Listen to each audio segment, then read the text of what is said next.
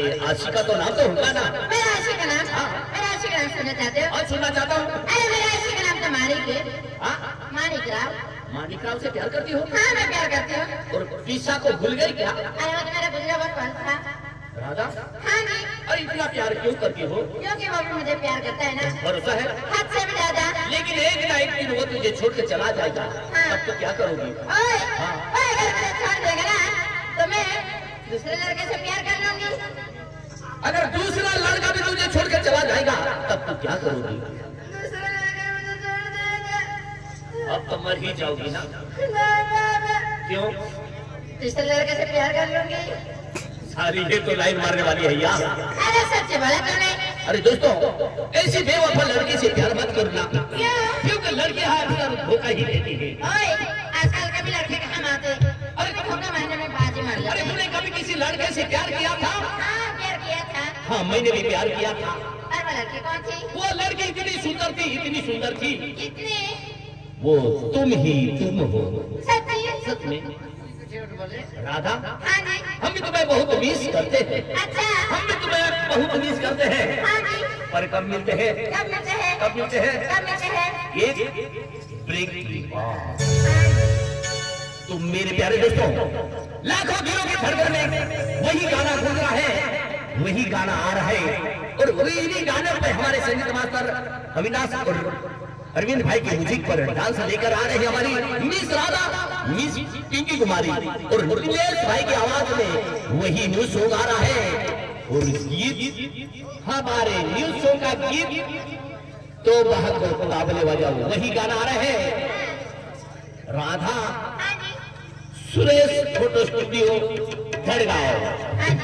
तो सुरेश भाई को मिलना और उनको कभी मत भूलना। अरे नहीं भूलूंगी मैं उनको। क्योंकि उनके पास जुने पुराने सभी सॉन्ग आते हैं, सभी बाल्टियों का जुने पुराने सॉन्ग आते हैं।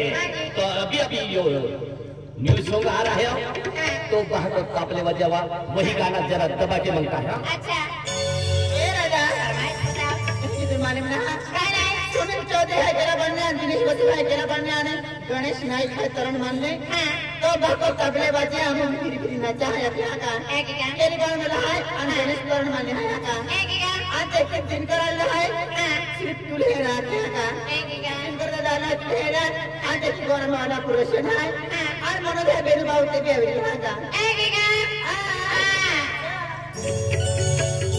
ये राजा ये गौर मोड़ कहते हैं तो तबले बजे फिर फिर नचा जाते वा हां कौन भी ना खन का ये बच्चे पूरे खाई जाते कि रखेवा हां मानिक राव लेके हां हां खाते ए तो गाड़ी गोरी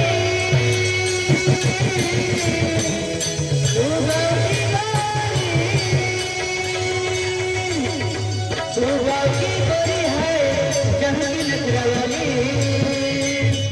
दिल में है प्यार तेरा होठ पे लाली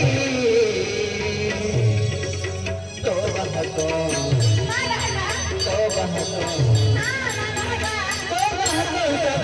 बजे धीरे धीरे नचो तो बहको तबले बजे धीरे धीरे नचो